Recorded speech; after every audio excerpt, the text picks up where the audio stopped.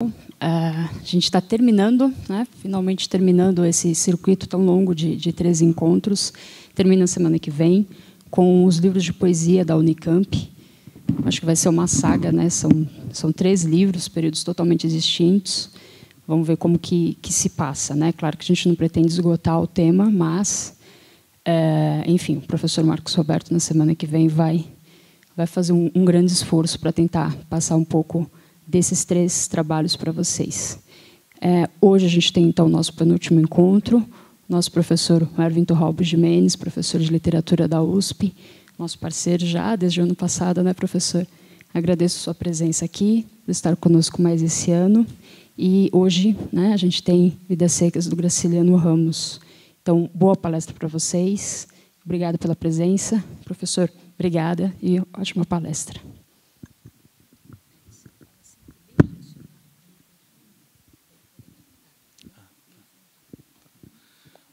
Bom dia a todos. Eu quero inicialmente agradecer ao Centro Cultural São Paulo, especialmente a Deise, por mais esta oportunidade de estar com vocês, assim como no ano passado, para abordar alguns aspectos, né, tentar examinar alguns recortes dessa obra-prima que é Vidas Secas. E, como toda obra-prima, este livro nos oferece múltiplas, não é, entradas. Quer dizer, há muitos recortes, há muitas dimensões. Hoje eu vou tentar apenas apontar e, de alguma maneira, conduzir a análise de alguns desses recortes. Não é? E o primeiro deles diz respeito à estrutura, não é? À construção desse romance, que é, de fato, uma construção muito singular, né? Singularíssima. Eu vou me valer, em diferentes momentos aqui, de alguns depoimentos do escritor, quer dizer, momentos em que ele, de certa maneira, fez observações, deixou entrever um pouco quais eram as suas ideias ao conceber o livro. Então, o primeiro deles é o trecho de um depoimento, como eu dizia, que Graciliano escreveu em 1939. O texto se chama Alguns Tipos Sem Importância. Encomendaram ao escritor que fizesse uma reflexão sobre os livros que havia até então publicado. E ele escreveu, sempre com a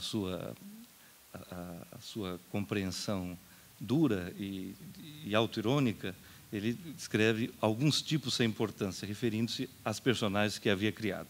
E, em determinada altura do texto, ele diz o seguinte a respeito de Vidas Secas.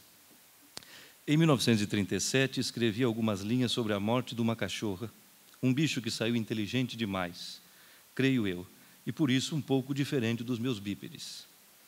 Dediquei, em seguida, várias páginas aos donos do animal. Essas coisas foram vendidas em retalho a jornais e revistas. E como José Olímpio me pedisse um livro para o começo do ano passado, arranjei outras narrações que tanto podem ser contos como capítulos de romance.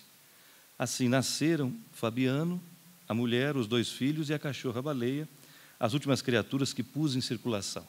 Como eu dizia, o texto é de 39, portanto, no ano seguinte à publicação de Vidas Secas. Por isso ele diz as últimas criaturas que pus em circulação.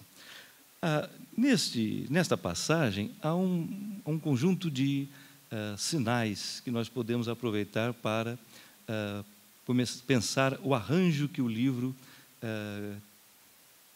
tem. Primeiro, diz Graciliano que começou o livro pela escrita do capítulo Baleia, que inicialmente não era um capítulo, mas sim um conto. Graciliano havia saído da prisão, saiu em janeiro de 1937 da prisão, onde esteve durante 11 meses, recolhido pelo Estado Novo, sem processo e sob a acusação de atividade comunista. Quando saiu em janeiro, não podia voltar ao seu estado, Alagoas, porque havia sido exonerado do seu cargo, e, no Rio de Janeiro, onde passa a viver, então, tenta sobreviver, com grandes dificuldades. E, para essa sobrevivência, se dedica à escrita na imprensa. Resolve, então, escrever um conto, aproveitando uma passagem da sua infância, quando viu o seu avô Pedro Ferro matar a cachorra Piaba, e não entendeu do que se tratava. Claro, o menino ficou traumatizado com isso, e essa recordação volta nesse momento de atmosfera opressiva que ele vivia, como uma espécie de fio que a violência tramava entre aquela primeira cena vista na infância e as cenas de terror vistas durante o período no cárcere. Enfim, escreve esse conto, que tem como personagem central a cachorra-baleia, em que, de maneira tão delicadamente pungente, figura a sua morte e, na sua agonia, o delírio final, e considera que aquele texto ressoaria entre os seus amigos como um texto de fraqueza, como um momento de fragilidade do escritor, considerado tão severo. Por isso, o Graciliano ficou 2 dias trancado em casa, sem sair, com receio do que iriam dizer do texto. Quando saiu, teve uma surpresa enorme, porque todos estavam encantados com aquele texto, Baleia. E, com isso, resolveu escrever outros contos, aproveitando as personagens que estavam já naquele texto inicial referidas. Então, escreve Sim a Vitória, e Fabiano e tudo mais. Bom, como ele nos revela aqui, ele, por necessidade, engenha alguma coisa muito, muito pessoal, muito particular, que é escrever textos breves que tenham unidade e, portanto, que podiam sair como contos em jornais e revistas. E, ao mesmo tempo, que esses textos, que no fim são 13, ganhassem, no conjunto, uma segunda unidade, vamos dizer assim. Então, como ele mesmo diz, cada texto pode ser lido como um conto, isto é, como uma peça independente, ou pode ser lido como um capítulo, isto é, como parte que se integra às outras partes, compondo um conjunto. Então, de fato, é um arranjo singularíssimo. Nós não encontramos um outro romance que tenha essa ordem. Ou seja, ao mesmo tempo, cada parte pode ser lida em separado e tem a sua unidade, é independente, mas as 13 partes, lidas na circularidade do seu conjunto, adquirem um outro nível de significado e, portanto, estão solidariamente conjugadas. E, repito, isto, que é de uma engenhosidade enorme, nasceu da mais premente pobreza, propriamente. O escritor precisava publicar imediatamente e, ao mesmo tempo, também atender ao pedido do editor, entregando, dali a algum tempo, um livro inteiro. Isto é de grande importância para que nós pensemos como esta construção do romance Vidas Secas tem que ver com 2 dimensões de olhar, com 2 perspectivas, com 2 alcances. Um, que é o alcance restrito, vamos dizer assim, das personagens, em razão da sua própria formação e modo de lidar com os objetos no mundo, e outro, que é o alcance de perspectiva do narrador, que tem a consciência mais ampla daquilo que envolve as personagens como motivos das suas desventuras, motivos da sua miséria. Então, há, de um lado, um limite de perspectiva, que é próprio da percepção rústica dessas personagens, Fabiano, Sim a Vitória, os meninos, e até mesmo a cachorra-baleia. Essas personagens estão rentes aos ciclos da natureza, estão rentes ao circuito de uma natureza que os envolve e que, portanto, conserva o seu olhar sempre aquém de uma percepção do conjunto, acima, portanto, do ciclo da natureza. Por outro lado, quem organiza e dá unidade a esses olhares que têm um limite de compreensão é o narrador e, mais propriamente ainda, o escritor Graciliano Ramos, que constrói a estrutura maior. Ou seja, o raio de compreensão das personagens está no que nós podemos chamar de percepção rústica. O que não significa, em nenhum sentido, que esta percepção não guarde inquietudes, não guarde um tumulto interior, não sofra interiormente com as vivências. No entanto, essa percepção rústica demonstra grande dificuldade em articular as vivências para o alcance crítico, problemático daquilo que as envolve. Então, há um limite neste sentido. É uma percepção toda composta de dramaticidade, é uma perspectiva, nesse sentido, então, problemática. Não se trata de pensar que aqui o tratamento é determinista, ou seja, que pensa no esvaziamento, na impossibilidade de carga dramática por parte dessas criaturas, não, mas também é uma compreensão que as vê no limite da ordem de pensamento diante da própria existência. Por outro lado, o narrador, letrado, crítico, consciente da vista histórica que envolve essas personagens, precisa mediar, não é? Ele se torna uma espécie de mediador que se aproxima e se afasta pendularmente o tempo todo para, ao mesmo tempo, compreender qual é a vivência íntima das suas personagens e afastar-se para sugerir ao leitor qual é o limite daquela mesma compreensão. Então, o tempo todo há este movimento, nos vários capítulos, em cada capítulo há este movimento que vai entre a proximidade do que eu estou chamando aqui de percepção rústica das personagens, e a percepção rústica implica a ausência de nexos analíticos. Depois eu vou tentar desenvolver isso na análise de um trecho.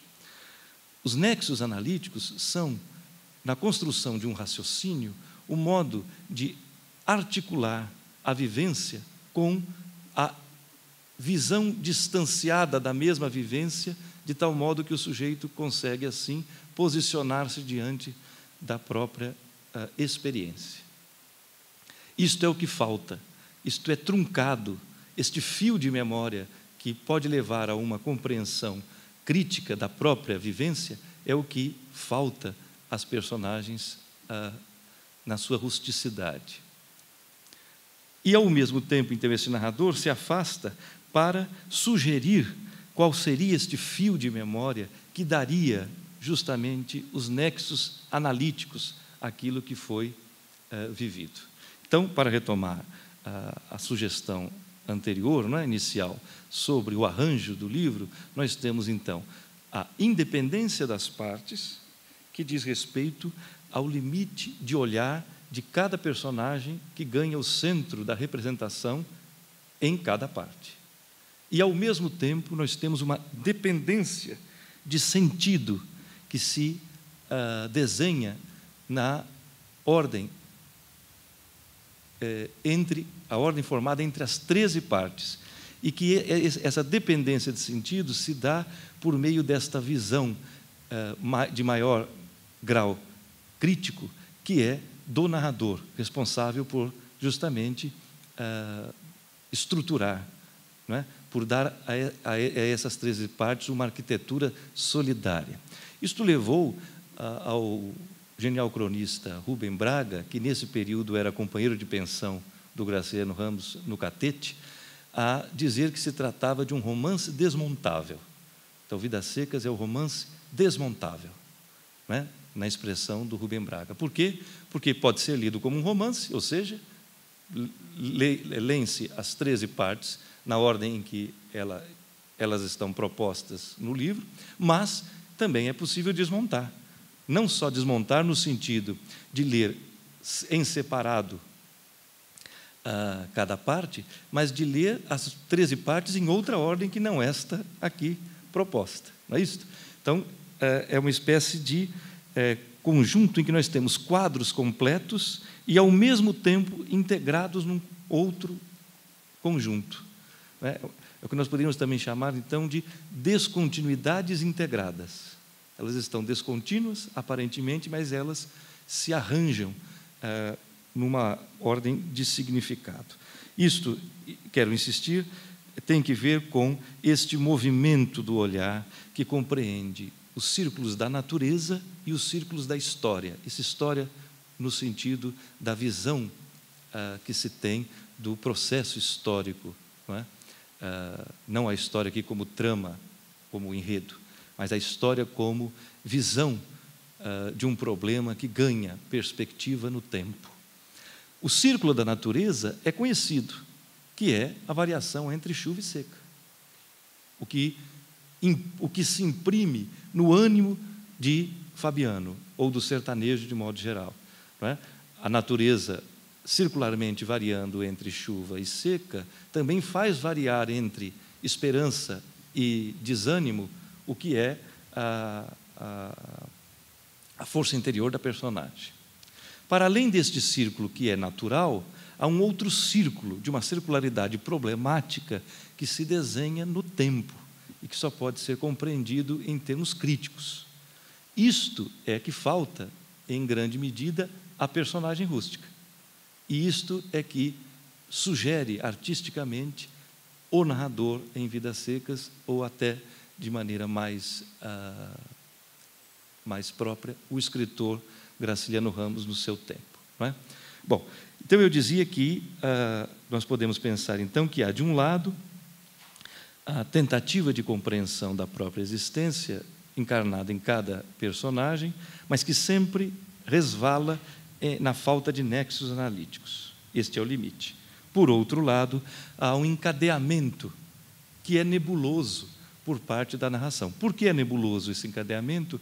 Porque não é um encadeamento que se faz por parte do narrador sóbrio, lúcido, fora da perspectiva da personagem. Muito ao contrário. É um encadeamento que está sugerido pela proximidade e afastamento. É uma objetividade que compreende também o que é nebuloso para a visão da personagem. Nós, leitores, somos levados o tempo todo a formar uma imagem que nos faz pendular, nos faz oscilar entre o que é a visão das personagens e o que é a visão do narrador. A nossa perspectiva está, assim, estimulada a perceber quais são esses níveis, quais são esses patamares, de tal maneira que nós somos levados a compreender que as coisas têm uma relatividade de perspectiva. Os olhares aqui criam uma relatividade. As coisas estão relativas. Os objetos ganham figuração porque estão relativos a um olhar que se propõe diante do objeto. E aí nós, leitores, somos levados a também criar um olhar que seja relativo à nossa própria visão desses objetos. Porque nós não estamos nem no lugar de Fabiano e nem no lugar do narrador. Nós estamos entre esses outros lugares. Não é isto? É um livro que se abre para a visão do outro. Este outro que até então era visto na literatura brasileira como uma figura vazia de dramaticidade e, portanto, sem qualquer palpitação interior. Aqui não. Aqui nós descobrimos que Fabiano pensa, sente, sofre e tenta elaborar o seu sentimento, o seu pensamento, o seu sofrimento. Há um limite para elaborar isto, mas não há um limite para envolver dentro de si tudo isto. Não é isto? Bom, apenas como um exemplo, no capítulo Cadeia, vocês se lembram bem, Fabiano se vê se vê numa situação difícil, porque o soldado amarelo primeiro chama para o jogo e fica inconformado porque perde no jogo, assim como o Fabiano também perde, e quer descontar em alguém. Desconta em Fabiano. Como Fabiano não sabe dizer, não sabe propriamente, não ganha expressão da sua perspectiva ali, é levado preso e lançado dentro da cadeia, onde passa uma noite muito perturbada. E a perturbação de Fabiano é muito maior, porque o tempo todo ele tenta encadear as suas ideias e não consegue. O seu tumulto íntimo está ligado a essa suspeita fortíssima de que, se ele pudesse ordenar as próprias ideias, ele não estaria sofrendo aquela violência. O narrador acompanha, então, essas tentativas de formar nexos para dizer da própria vivência. Isto aparece na linguagem do capítulo de maneira muito reveladora, de maneira muito contundente, quando Fabiano balbucia conectivos gramaticais sem qualquer sentido. É uma série de conectivos, né? Todavia, contudo, embora... Só que os conectivos, justamente, não estão conectando partes, de tal maneira a estabelecer uma relação lógica entre essas partes. Então, Graciliano traz para o plano da linguagem a visão disto, que é uma falta do plano do pensamento, porque a linguagem justamente reflete um pensamento que se articula. Como o pensamento não se articula, os conectivos ficam bailando na cabeça de Fabiano sem qualquer função sintática verdadeira. E ele pensa, desesperado, bom, seu Tomás da Bolandeira, se estivesse aqui, era capaz de explicar isto, que seu Tomás da Bolandeira é aquele homem que vivia no mesmo povoado da família de Fabiano antes desta viagem que o livro encena, e que era um homem letrado. Ele não tem uma espécie assim de aparição efetiva no romance, o tempo todo ele surge como lembrança das personagens. E é uma lembrança que, simbolicamente, no livro, faz pontuar essa diferença entre o letrado e o iletrado, entre o homem dos livros, que é capaz de compor o próprio pensamento diante da história, e a personagem que está esmagada sob a história e não pode dizer da própria experiência. Num certo sentido, seu Tomás da Bolandeira, então, figura no romance como uma espécie de projeção da imagem do intelectual ou do escritor, não é? De todo modo, do homem das letras. Bom, a certa altura, bastante perturbado, na cadeia, pensa Fabiano. Então mete-se um homem na cadeia porque ele não sabe falar direito? Que mal fazia a brutalidade dele? Vivia trabalhando como um escravo, desentupia o bebedouro, consertava as cercas, curava os animais, aproveitara um casco de fazenda sem valor, tudo em ordem, podiam ver. Tinha culpa de ser bruto? Quem tinha culpa? Então, primeiro ele pensa, bom, eu sou dono do meu ofício, eu sou um bom vaqueiro, o que me falta é um modo de intervir no mundo institucionalizado, que exige de mim uma linguagem. Esta me falta. Se não fosse aquilo, nem sabia. O fio da ideia cresceu, engrossou e partiu-se. Aí é o narrador que diz, né? O fio da ideia cresceu, engrossou e partiu-se. Ou seja, a ideia está se formando. Fabiano tem uma inquietação que o leva a ver-se a si mesmo dentro do mundo. Mas o que falta é a conclusão, o último nexo, que levaria à sua compreensão final das coisas. Porque a ideia engrossa, ganha volume, e, no entanto, se quebra antes de ser um raciocínio. Difícil pensar, vivia tão agarrado aos bichos, nunca vira uma escola, por isso não conseguia defender-se, botar as coisas nos seus lugares. O demônio daquela história entrava-lhe na cabeça e saía. O demônio da história entra na cabeça e sai. Não é? O desassossega e logo foge, como alguma coisa que ele quer apanhar, mas que está ainda aquém, quer dizer, ele está aquém desta compreensão. Era para um cristão endoidecer, Se lhe tivessem dado ensino, encontraria meio de entendê-la. Impossível. Só sabia lidar com os bichos. Ou seja, toda a sua experiência no mundo é uma experiência rente à natureza e, portanto, estranha ao mundo das instituições, ao mundo reflexivo no sentido formal. E aí, na cabeça de Fabiano surge, enfim, contanto. São duas partículas. Uma que diz da conclusão, enfim, e outra que diz da condição, contanto. São duas coisas impossíveis de conjugar, não é isso? Porque o enfim já daria a conclusão que lhe falta. E o contanto traz uma nova condição, que, portanto, embaralha qualquer conclusão. Ele está justamente perdido. Mas, ora, estar perdido entre a condição e a conclusão nos diz uma coisa, nos diz que há, em Fabiano, um esforço muito sofrido para entender-se no mundo. É o avesso de dizer que Fabiano está vazio de qualquer aspecto dramático, não é? O que falta a essa dramaticidade é a linguagem e a visão que permitam concluir aquilo que já está como problema. Enfim, contanto, seu Tomás daria informações. Fossem perguntar a ele, homem bom, seu Tomás da Bolandeira, homem aprendido. Cada qual como Deus o fez. Ele, Fabiano, era aquilo mesmo, um bruto. E ele se conforma dentro da visão que lhe é dada de fora, né? Porque são os outros que o qualificam bruto. Mas este bruto, agora visto por dentro, não é uma nulidade interior, muito ao contrário. Bom, para o fim do capítulo, tentando articular tudo isto, Fabiano encontra algum repouso aparente na lembrança da família. Agora Fabiano conseguia arranjar as ideias. O que o segurava era a família. Vivia preso como um novilho amarrado ao mourão, suportando o ferro quente. Se não fosse isso, um soldado amarelo não lhe pisava o pé, não. O que lhe amolecia o corpo era a lembrança da mulher e dos filhos. Sem aqueles cambões pesados, não envergaria o espinhaço, não.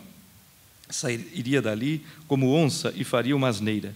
Carregaria a espingarda e daria um tiro de pé de pau no soldado amarelo. Então ele pensa, se não fosse a família e a certeza de que se eu faço uma asneira qualquer, me vingando, a família cai em desgraça ainda maior do que já vive, se não fosse isto, eu agiria de maneira mais valente, não é? Iria me vingar do soldado amarelo. Mas logo depois, pensa Fabiano, não, o soldado amarelo era um infeliz que nem merecia um tabefe com as costas da mão. Então, aquela cólera inicial que dá a Fabiano a imagem do soldado amarelo como seu único inimigo, logo é relativizada por ele, porque ele diz, não, o soldado amarelo é também um infeliz. Mataria os donos dele. Ele consegue chegar até este ponto, que é passar o limite das imagens que a cólera projeta e encontrar uma ideia de sistema. Ele diz, o meu inimigo não é o soldado amarelo, o meu inimigo são os donos do soldado amarelo, ou seja, quem manda no soldado amarelo, quem, portanto, ordena este mundo pelo compasso da injustiça. E aí ele se atordoa ainda mais com esta ideia, porque falta a conclusão. Ele tem essa suspeita, ou de fato esta perspectiva, mas falta a conclusão.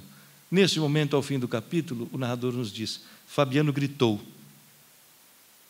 O único som que Fabiano emite dentro da cadeia, porque isso tudo se passa no encadeamento nebuloso, dramático, mas na sua consciência precária. Ele nada diz. E o problema é esse, ele não consegue dizer nada. Então, no final, chegando assim ao auge desse atordoamento, ele grita.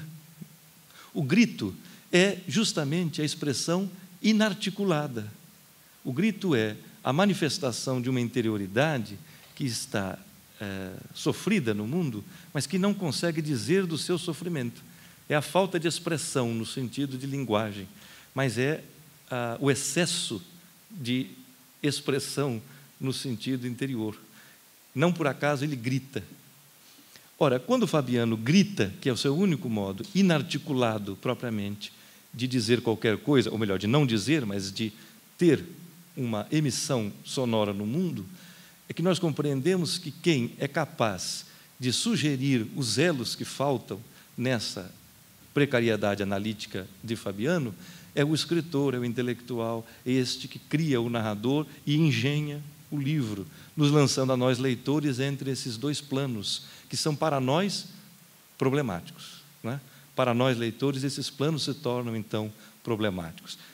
O nível da percepção rústica, que é atordoada, e o nível da percepção crítica, que também é problemático. Nós estamos entre esses dois planos. Isto se reencena em todos os capítulos do romance.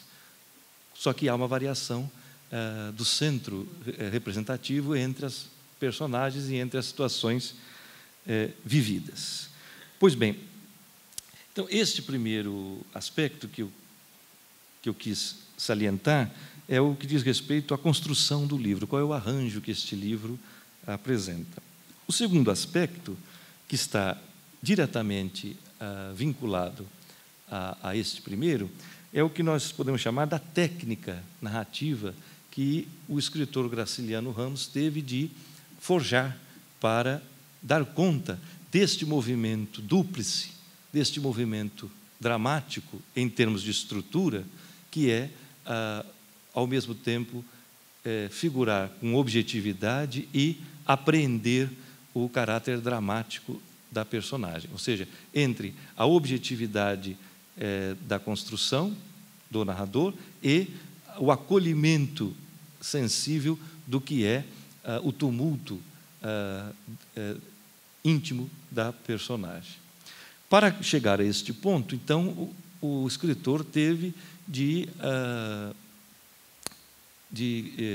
construir, teve de formar uma técnica que desse conta deste movimento, que até então por ele não trabalhado neste plano.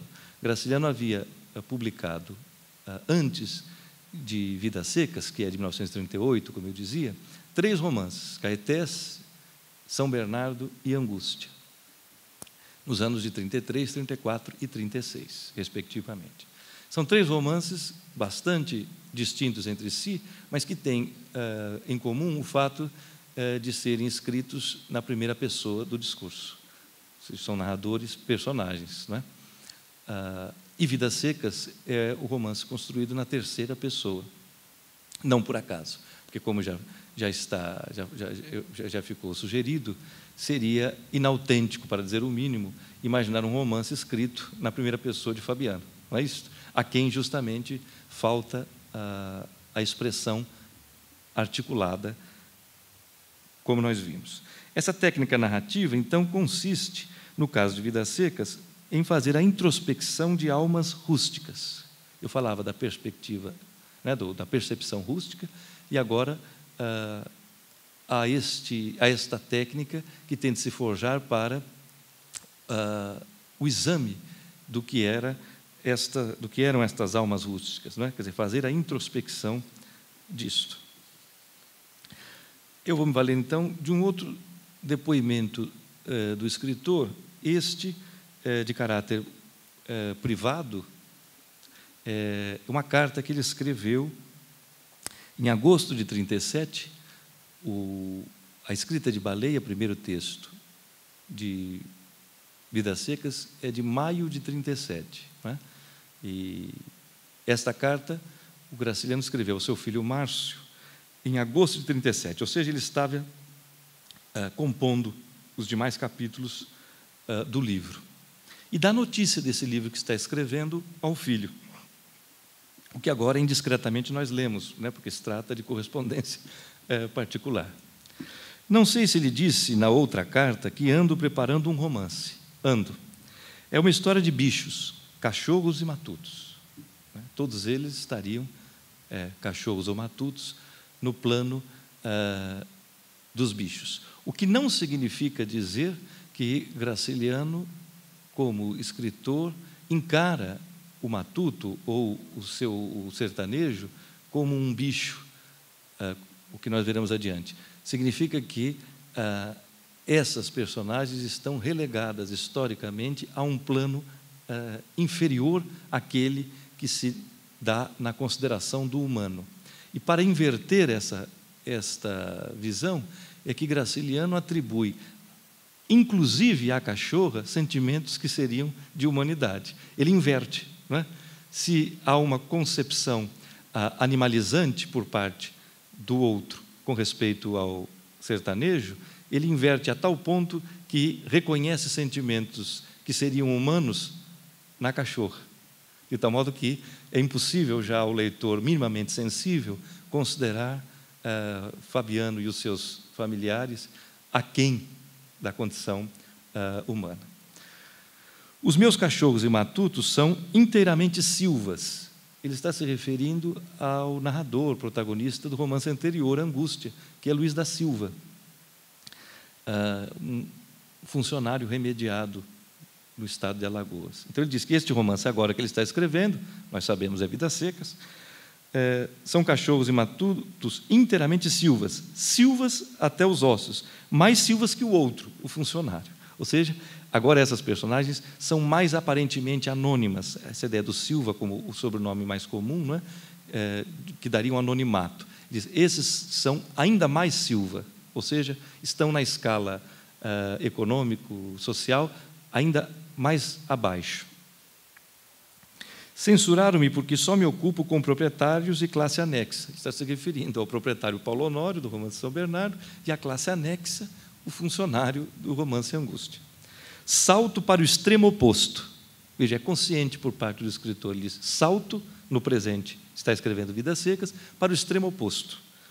E ofereço ao respeitável público almas de cachorros e outros bichos semelhantes. Então, agora ele está decidido a tomar como personagens da sua representação os últimos na escala social, os mais miseráveis. Estavam fazendo um cavalo de batalha porque apareceram nestes últimos tempos uns personagens falando errado de propósito. Todo mundo estava vendo que eram pessoas da cidade vestidas de matutos. Então, ele está se referindo a uma tradição que começou no final do século XIX na literatura brasileira e que se estendeu pelas primeiras décadas do século XX. Propriamente, se inicia com o romance Os Retirantes, de José do Patrocínio, que é de 1879, depois também ganha vulto com o romance de 1890, A Fome, de Rodolfo Teófilo, e se cria uma tradição de romances que representavam o sertanejo durante a seca. E nesses romances, o que acusa aqui Graciliano sempre é uma artificialidade linguística, dizendo ele, nós percebemos que esses narradores se travestem de sertanejos e criam uma linguagem pitoresca aos olhos de quem não tem a vivência do mundo sertanejo. Não é? Ele está dizendo, isto não vai acontecer no meu livro. Os meus cachorros não falam, e isto é interessante, porque todos os bichos que têm surgido na literatura falam. Ou seja, ele está dizendo que esses romances, querendo ser realistas, compõem uma espécie de fábula, em que criaturas que não têm verdadeiramente uma linguagem constituída se tornam falantes. Donde se conclui que eles nunca foram bichos. Os meus matutos não falam, e isto é um buraco. Ele diz, os meus matutos não falam, e isto é um buraco. Como compor um romance sem, artificialmente, inautenticamente, dar fala àqueles que não acenderam a fala. Vou ver se consigo adivinhar o que eles pensam, mas sem reproduzir a linguagem deles. Aqui está. Esta é a expectativa, e esta é a linha de visão, não é? É a linha de criação que o escritor se propõe. Vou ver se consigo adivinhar o que eles pensam, mas sem reproduzir a linguagem deles. Todo o movimento desse narrador está em busca de adivinhar o que é o pensamento do matuto e, portanto, aproximar-se deste mundo interior. No entanto, não perder a sua própria fala, a dele, como sujeito crítico, como intelectual, como sujeito que tem domínio da linguagem. Quer dizer, há um princípio de honestidade na composição deste romance. Honestidade para com o outro e honestidade para consigo. Como, ao mesmo tempo, considerar o outro na sua formação dramática e no seu pensamento, sem reproduzir pitorescamente uma linguagem que não é a dele, mas, ao mesmo tempo, também como ser honesto a ponto de não falsificar a própria perspectiva sobre as coisas. Como manter este movimento duplo de aproximação e afastamento, de consideração do outro e de consideração da própria perspectiva. Se isso não for novidade, Macacos Me Mordam vai ser uma pequena coleção de silvas, bípedes e quadrúpedes. Ou seja, que haveria silvas lá, tanto quadrúpedes, no caso da cachorra, quanto bípedes, no caso da família de retirantes.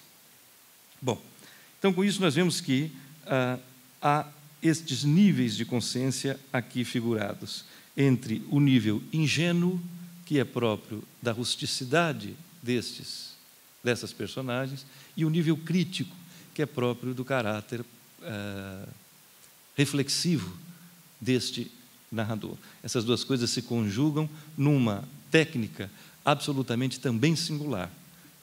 Para garantir aquele arranjo que era singular, uma técnica também singular, tramada na terceira pessoa, mas que não é uma terceira pessoa nem onisciente, isto é, que se propõe como dona do conhecimento irrestrito de tudo que vai no mundo ou dentro das personagens, e tampouco é um narrador em terceira pessoa que se põe na isenção completa diante dessas criaturas. Esta fronteira dramática entre as linguagens e entre as visões é que compõe o que há de singular no livro. Bom, isto, em vários momentos se tentou criticamente, não é? Nomear. Das várias investidas críticas, uma ideia me parece guardar esse caráter de sutileza que é tão próprio de Vidas Secas. É o que o crítico Anatol Rosenfeld chamou de discurso vivenciado. E ele assim desenvolve o conceito que só caberia a Vidas Secas. Graças à arte do discurso vivenciado, que, embora reflita os processos espirituais sob a perspectiva das figuras que os vivenciam. Então, veja, o discurso vivenciado, que é como Anatol Rosenfeld propõe, se chame essa técnica narrativa tão peculiar, compreende refletir os processos espirituais sob a perspectiva das figuras que os vivenciam. O que nós acabamos de ver naquela passagem de Cadeia. Como a vivência surge aqui filtrada pela ótica de Fabiano. Daí a ideia de um discurso que seria linguagem vivenciado, ou seja, atrelado àquilo que é a própria vivência. Mas apresentados na terceira pessoa do relato. Então, há ao mesmo tempo o que é vivenciado como perspectiva, mas recolhido e retrabalhado sob o olhar da terceira pessoa. De modo que este possa surgir como uma narração objetivamente disciplinada. Então, como essa narração é ao mesmo tempo disciplinada e recolhe o que há de atordoamento naquele que vivencia as situações narradas. Graciliano consegue emprestar palavras às figuras quase desprovidas de fala. Um trabalho de escritor é dar palavras àqueles que estão que têm um léxico tão restrito. e introduzir o leitor em seu encurralado mundo primitivo de ideias. Aqui está o terceiro elemento, que somos propriamente nós, né? Nós, leitores, estamos, como eu dizia, na intersecção desses dois planos, no cruzamento desses dois planos, e estamos chamados, portanto, a fazer este movimento, que agora é pendular da nossa parte, entre essas duas perspectivas. Porque nós estamos, a um só tempo, chamados para dentro do mundo primitivo das ideias, que são de Fabiano, e também para o mundo crítico, que é do escritor graciliano, ao recolher as ideias de Fabiano. É digno de admiração o tato desta arte, que evita qualquer experimentação artificial com um monólogo interior. Não se trata do monólogo interior como técnica já tão repetida em vários outros livros, antes e depois de Vidas Secas. O monólogo interior como essa espécie de fluxo de uma interioridade que está se derramando sem contornos. Não, aqui nós temos os contornos dessa disciplina narrativa do texto, e ao mesmo tempo temos este universo dramático que é do mundo interior de Fabiano e demais figuras. Mas ainda assim não renuncia a todo o seu efeito. Então, só para retomar um pouco as chaves, em termos de arranjo, nós teríamos um romance desmontável, não é isto? Em que a independência das partes ganha uma dependência de sentido, e que o que é capaz de articular essas duas esferas são os níveis de perspectiva ou os alcances de olhar que são distintos. E, ao mesmo tempo, esta técnica capaz de envolver e dar expressão a essas descontinuidades integradas é o que nós poderíamos, com o Anatol Rosenfeld, chamar de discurso vivenciado. Vejam, porque nós temos, de um lado, um discurso que dá, propriamente, materialidade expressiva. Tanto que nós lemos este livro, não é isso? No entanto, esse discurso, que é disciplinado, recolhe em si o que é, por excelência, indisciplinado, que é o modo dramático de pensar as coisas sem chegar à conclusão crítica diante das coisas, não é? Pois bem, tendo isto em mente, nós podemos pensar que a autenticidade aqui que se trama a partir de duas vozes que confluem numa só forma discursiva, não é? E que entre essas duas vozes, discursivamente, estamos nós, os leitores. Com isso, nós chegamos ao terceiro ponto, que, como vocês estão vendo, só podemos dividir em termos de exame crítico, porque cada um esses três pontos surgem conjugados nas várias passagens do romance. Esse é o próprio exercício de análise, né? Na análise a gente quebra as coisas para entender como elas só funcionam integradas, né? É a própria ideia de análise, né? Que é quebra. Esse terceiro ponto é o que nós podemos chamar da matéria histórica, da matéria, da empiria, né? Da matéria propriamente recolhida na história, que ganha uma figuração, ou melhor, uma transfiguração totalmente singular neste livro, o que garante a este livro o seu caráter de arte, né? Porque a arte se conceitua como aquilo que é capaz de revolver a nossa visão diante de objetos que pareciam já muito conhecidos de nós todos, não é isso? A arte não nos dá um reflexo das coisas, a arte nos empurra para uma reflexão sobre aquelas coisas, né? Aquilo que eu parecia já ter aprendido do mundo me surge sob um ângulo que me leva a recuperar ou reestruturar toda a minha visão sobre aquele mesmo objeto, não é? A matéria que surge aqui no romance é propriamente o que, como eu dizia, já vinha sendo trabalhado havia tempo na narrativa brasileira, mas que o autor graciliano resolve, compreendendo os impasses desta linhagem, dessa tradição do romance sobre a seca, resolve figurar de maneira distinta. Basta dizer que, quando surgiu em 1938 o romance Vidas Secas, os críticos mais apurados logo reconheceram o caráter particular, ímpar daquele romance, mas já diziam: olha, é um romance que surge meio tarde, porque o público já se cansou dessa tradição do romance sobre a seca. Quer dizer, há um esgotamento do assunto. O assunto está esgotado, ninguém mais quer ler romance sobre a seca, isso já se esgotou. E, efetivamente, num primeiro momento, o livro Vidas Secas foi um fracasso editorial.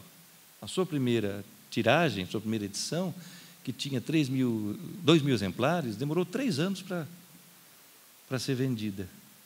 Ou seja, isso, perto de Angústia, o romance anterior, que tinha tido êxito, né? Vidas Secas foi um fracasso. No entanto, com o tempo, este caráter singular e final do romance, final no sentido que eu já vou dizer, fez com que fosse crescendo, e hoje, há exatos 80 anos, né? O romance é de 38, estamos em 2018, há exatos 80 anos depois, tem 100 e tantas edições o romance, né? É de longe o livro de Graciliano que tem o maior número de edições, o maior número de leitores, e nós estamos aqui num sábado de manhã, né, tentando mais uma vez compreender este livro. E todos os livros sobre a seca, que pareciam já ter esgotado o assunto, sumiram, né? Simplesmente não são mais lidos. Quer dizer, então, este é um sinal de que esse romance sobre a seca traz uma reflexão a respeito dos impasses de todos os outros romances sobre a seca que haviam sido feitos, e que, a partir da compreensão desses impasses, trama um salto que resolve os impasses de uma outra forma. E é por isso que, aparentemente, ele não tinha mais nada a dizer, mas talvez tenha sido o único romance sobre a seca que soube dizer alguma coisa. E é por isso que ele está, até hoje. Ele é o romance sobrevivente. Não é? Verdadeiramente é aquele que sobreviveu ao tempo. Pois bem, como eu lhes dizia, Graciliano saiu da prisão em janeiro de 37. Em fevereiro de 37, naquele momento de penúria, em que ele precisava vender textos a qualquer periódico, ele publicou o primeiro texto, no mês seguinte à sua saída da prisão. E foi um texto feito sob encomenda para uma revista que se chamava O Observador Econômico e Financeiro. No primeiro momento, não seria um lugar onde Graciliano poderia publicar, né? Ele era um escritor criativo, era um ficcionista. Mas, de novo, a pobreza leva a uma solução genial. Então, ele resolve escrever sobre uma questão econômica. Ele escreve sobre a seca no Nordeste. Era sobre o que ele poderia falar, né? E esse texto se chama A Propósito de Seca, justamente. A certa altura, avaliando o problema econômico da seca, ele fala sobre o problema formal, literário da seca. E diz o seguinte: a figura do retirante, celebrado em prosa e verso, veja, o retirante já é uma espécie de tópica da literatura até ali, não é? Quer dizer, ele já foi celebrado em prosa e verso. Inspirou compaixão e algum desprezo. Então, ele diz que até ali, é preciso lembrar, quando ele escreve isto em fevereiro de 37, ele sequer havia começado a escrita de Vidas Secas, o que só ocorrerá em maio de 37, com o Conto Baleia. Então, ele diz: até aqui, o que eu pude ler dos romances ou poemas que figuraram a seca, o sertanejo surge, o retirante surge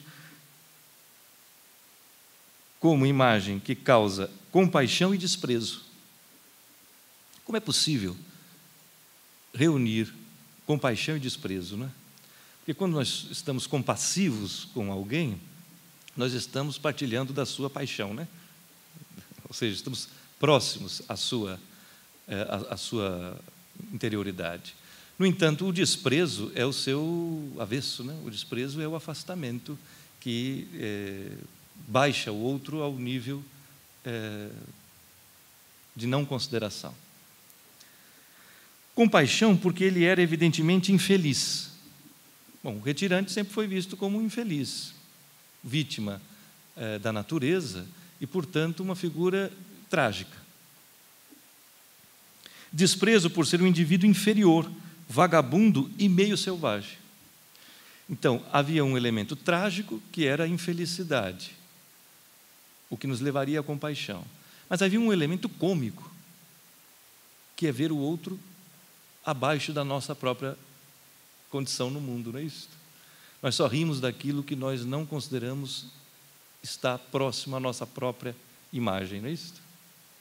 Então, esse é o desconcerto que o leitor de romances sobre a seca, Graciliano Ramos, via. Como a personagem, o retirante, pode surgir ao mesmo tempo como um traçado de tragédia e um traçado de comicidade, compaixão e desprezo. O sentimentalismo romântico sempre viu as famílias dos imigrantes vagando à toa pelas estradas, rotas, sujas, trocando crianças por punhados de farinha e mandioca. Ou seja, o desprezo levava a figurar essas personagens como personagens que não tinham qualquer dramaticidade autêntica. E, portanto, eram vistas de fora, a partir de um olhar exótico mesmo. Não é? Ele termina o texto fazendo um apanhado de tudo que, ao longo do artigo, ele aponta são os motivos da infelicidade do sertanejo. Essa desorganização não é talvez efeito apenas da seca. Processos rotineiros na agricultura, indústria precária, exploração horrível do trabalhador rural, carência de administração, devem ter contribuído tanto como a seca para o atraso em que vive a quinta parte da população do Brasil. Vejam, então aqui, antes de escrever o romance, muito objetivamente, muito lucidamente, em artigo crítico, não é um texto de invenção, não é um texto literário, Graciliano Ramos desenvolve, aponta, acusa os elementos que compõem o caráter dramático do sertanejo. É o que eu estava dizendo, que é esta visão da história, ou seja, uma visão que se alça acima da vivência e é capaz de refletir sobre os motivos da vivência infeliz. Ele diz, é uma desorganização, não apenas da natureza, mas do mundo econômico, social. Porque ele aponta, não é apenas a seca que é o carrasco do sertanejo. Ele diz, processos rotineiros na agricultura, indústria precária, exploração terrível do trabalhador rural, carência de administração, devem ter contribuído tanto como a seca.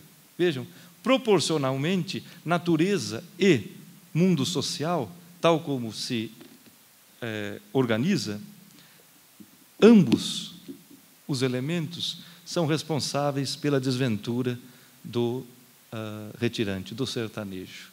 E é isto que nós vemos no romance. O romance traz o tempo todo, de novo, construído a partir deste movimento pendular, dúplice, dramático entre perspectivas, mas o tempo todo sugere esta compreensão da história, no sentido crítico, muito além da mera vivência que está nas personagens. Bom, agora eu queria, de maneira mais analítica, ler com vocês algumas passagens do romance, tentando sublinhar o princípio da simetria. Ou seja, esses 13 episódios, que constituem 13 capítulos e que, reunidos na sua circularidade, constituem isso que nós chamamos o livro Vidas Secas, isto tudo está, assim, tramado a partir de um conjunto de simetrias que repontam, em momentos diferentes do romance, dando maior significado à expressão. Ou seja, o que eu estou dizendo é que há passagens que ecoam dentro do livro, ou por repetição, ou por inversão, de todo modo, constituindo simetrias, que é o modo, que é a maneira tecnicamente apurada desse escritor tão econômico na linguagem, não é? Criar o sentido. Por exemplo, no capítulo Fabiano, que está mais ao começo do livro, Fabiano está um tanto satisfeito, porque já se instalou na fazenda, está recuperando aquela propriedade, não sabe ainda que se trata de propriedade alheia e que logo o patrão vai se apresentar para cobrar os seus ganhos e explorar Fabiano, não é? Mas ele está muito satisfeito no primeiro momento e julga que pode agora sentir-se dono daquele mundo em que ele se instalou. Fabiano ia satisfeito. Sim, senhor, arrumara-se. Chegara naquele estado com a família morrendo de fome, comendo raízes. Caíra no fim do pátio, debaixo de um juazeiro, depois tomara conta da casa deserta. Ele, a mulher e os filhos tinham se habituado à camarinha escura, pareciam ratos, e a lembrança dos sofrimentos passados esmorecera. Então ele se lembra de como chegaram em estado tão miserável, mas que agora, segundo ele, esta lembrança da miséria já desapareceu, porque eles deixaram de agir como ratos, sempre a analogia com o animal, e aqui o animal mais rasteiro, não é? E agora estão aprumados, estão outra vez erguidos. Pisou com firmeza no chão gretado, puxou a faca de ponta, esgaravatou as unhas sujas, tirou do aió um pedaço de fumo, picou-o, fez um cigarro com palha de milho, acendeu a albinga, pôs-se a fumar regalado. E aí vem uma fala em discurso direto, coisa que é raríssima no romance. Sozinho, não é? Fabiano diz: Fabiano, você é um homem, exclamou em voz alta. Então, solitário, e o narrador faz questão de dizer, exclamou em voz alta. Então, é uma frase que ele diz a si mesmo num momento de grande entusiasmo. Ele exclama em voz alta. Ele que nunca falava, diz: Fabiano, você é um homem. E, curiosamente, solitário, ele tem um desdobramento e fala diante de si na terceira pessoa, né? Fabiano, você é um homem. Ou seja, ele está criando uma imagem de si mesmo a partir de um olhar externo. Está querendo garantir à sua própria imagem uma condição superior. Você é um homem, você deixou de ser um rato e se elevou em homem. Conteve-se, notou que os meninos estavam perto, com certeza iam admirar-se ouvindo falar só. Logo em seguida ele recua desse entusiasmo todo e se sente envergonhado, porque os meninos vão ouvir o pai dizendo aquilo, não é? E a timidez o impede de tal expansão. E pensando bem, ele não era homem, era apenas um cabra ocupado em guardar coisas dos outros. Então, logo em seguida, ele pondera a sua real situação nesse pensando bem. Vejam, Fabiano é capaz de ponderar a sua própria imagem. Pensando bem, ele não era homem, ele era um cabra. Cabra é um modo sertanejo de nomear aquele sujeito que vive em terra alheia, que vive em propriedade do outro e trabalha para sobreviver. Vejam que é curioso, né? É um nome de um animal transferido para uma pessoa, que socialmente tem uma figuração muito determinada. Ele está entre a propriedade e o proprietário, entre a cabra, que é propriedade, e o proprietário. Ele não é proprietário, mas também não é a cabra. Ele é o cabra. Então, Fabiano, pensando bem, declina da própria imagem de homem e se considera um cabra. Se considera um cabra porque a estrutura econômica o põe neste lugar. O cabra é um lugar social marcado. Vermelho, queimado, tinha os olhos azuis, a barba e os cabelos ruivos, mas como vivia em terra alheia, cuidava de animais alheios, descobria-se, encolhia-se na presença dos brancos e julgava-se cabra.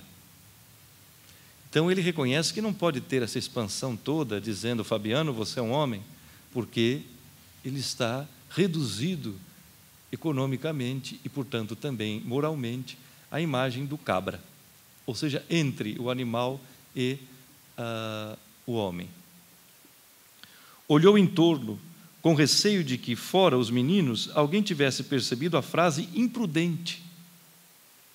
Corrigiu-a, murmurando. Vejam qual é a diferença radical de tonalidade.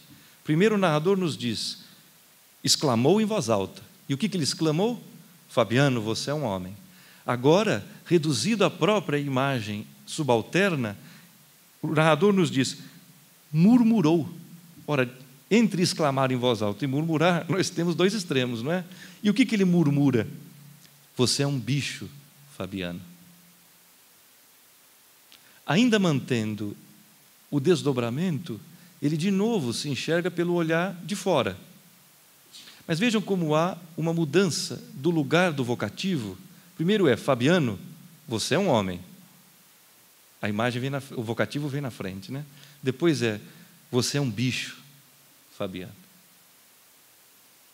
São 3 nomeações que Fabiano tem nesta passagem, não é? Homem, cabra, bicho. Há uma gradação, vocês percebem? Há uma espécie de escala entre 3 patamares diferentes, que são 3 figurações socioculturais.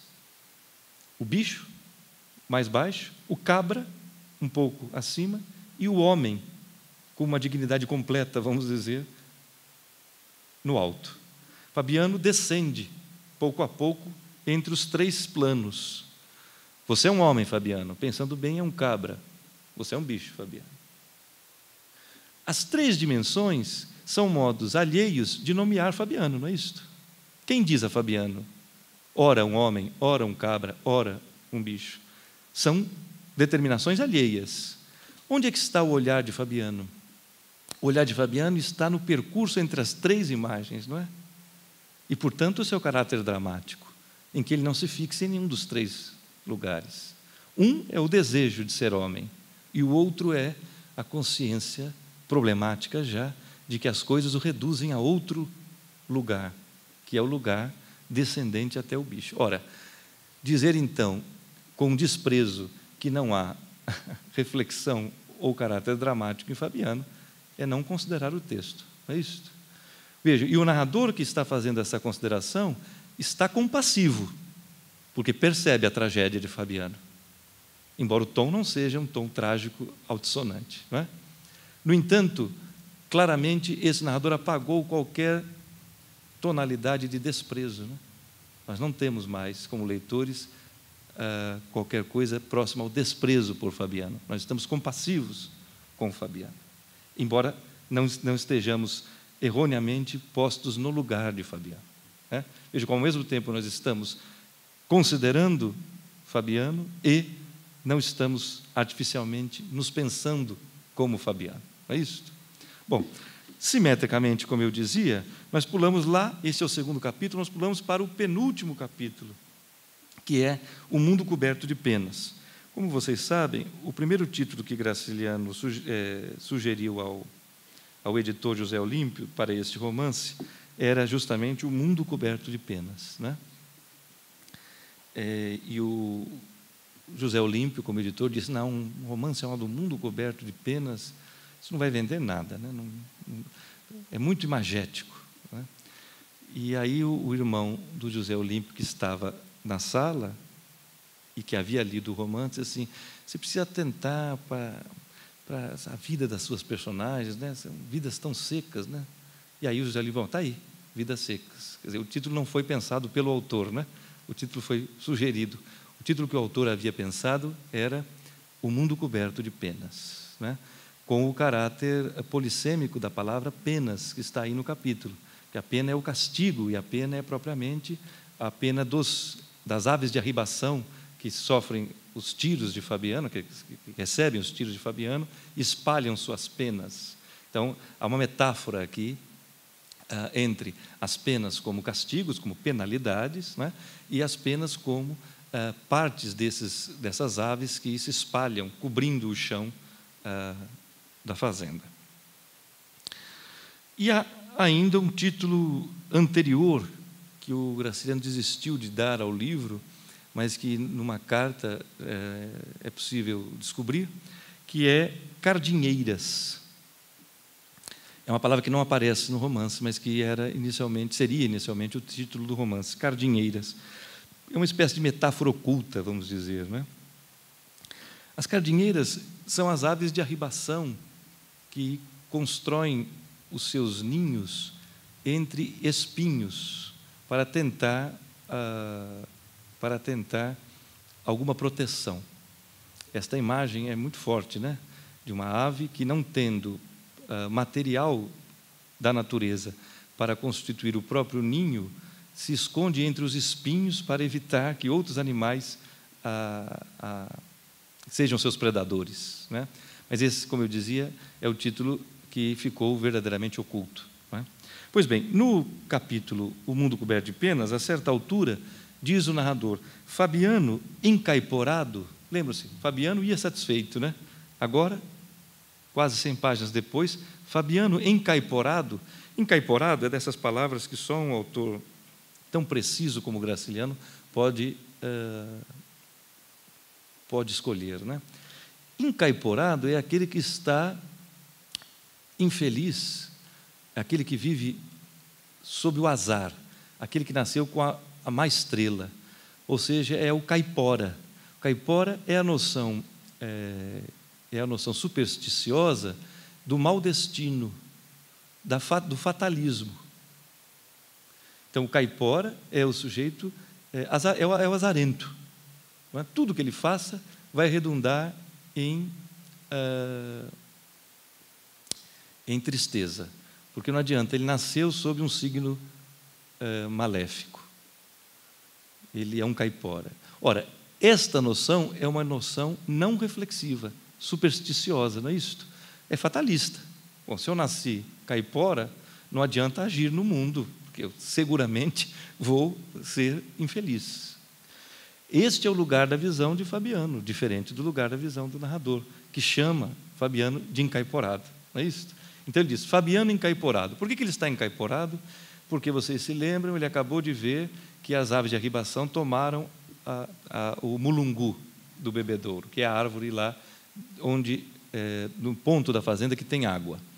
E assim a Vitória, vocês notem que eu estou insistindo na pronúncia Sinha Vitória, e nunca Sinhá Vitória, nem na prosódia, nem no acento gráfico.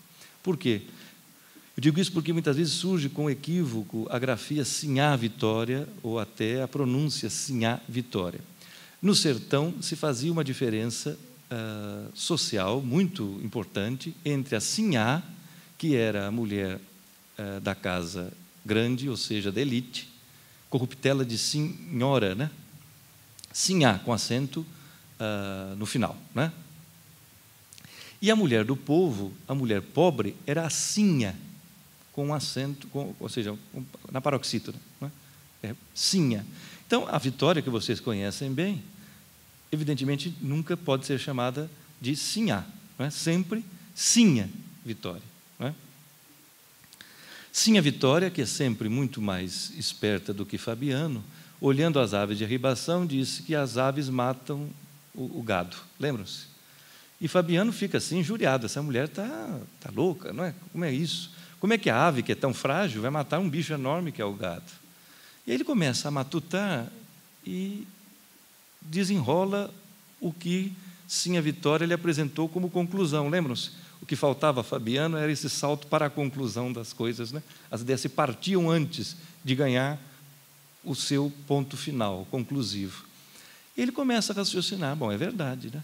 Porque as aves bebem a água que resta. Sem água, o gado morre à míngua. Portanto, as aves matam o gado.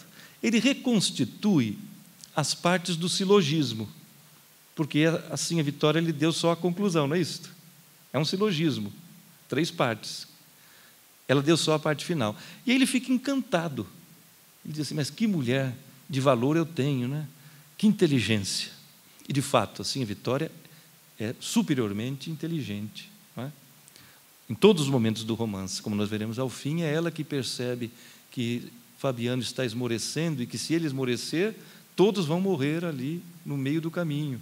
Então, ela, de novo, insufla o sonho de Fabiano para que ele continue a guiar a família. Não é? Ela é sempre a porção inteligente do casal. Bom, então ele fica encantado pensando, bom, essa mulher vale muito, né? Ela consegue perceber as coisas para além da sua evidência. Agora, Fabiano está encantado não só com Sim a Vitória, ele está encantado porque ele descobriu que as palavras podem articular ideias e que as palavras podem dizer do mundo para além daquilo que o mundo deixa ver, né? Mas ele começa a ficar encaiporado. Por quê? Porque, ao mesmo tempo que o encantamento daquela ideia se abre, a certeza da infelicidade também se revela. Porque, se é verdade que as aves matam o gado, é verdade que a seca vai voltar. E ele se perde de novo no raciocínio sem conclusão, porque ele começa a culpar as aves pela seca. Ele começa a dizer, se não fossem essas aves agourentas, não haveria seca. O que ele não percebe é que as aves só estão lá porque são aves de arribação, isto é, fogem do lugar onde há seca em busca de água. Por isso que elas avisam que a seca está para chegar, porque elas já estão vindo de outra região onde a seca está. Ou seja, as aves de arribação deveriam servir a Fabiano, neste momento, como um espelho de si mesmo, né? Porque o retirante é uma ave de arribação. Quando a seca surge, ele parte para um outro lugar onde potencialmente haja água. Ele não compreende que aquelas aves de arribação constituem, naquela passagem, propriamente um espelho para ele. E ele passa a ficar enraivecido, quer matar as aves de arribação, porque elas são culpadas pela seca. Então Fabiano, encaiporado, fechou as mãos e deu murros na coxa. Diabo. Vejam, é o simétrico oposto da cena de contentamento. Não é? Quando ele esfrega as mãos contente, agora ele bate violento na própria coxa. Esforçara-se por esquecer uma infelicidade e vinham outras infelicidades.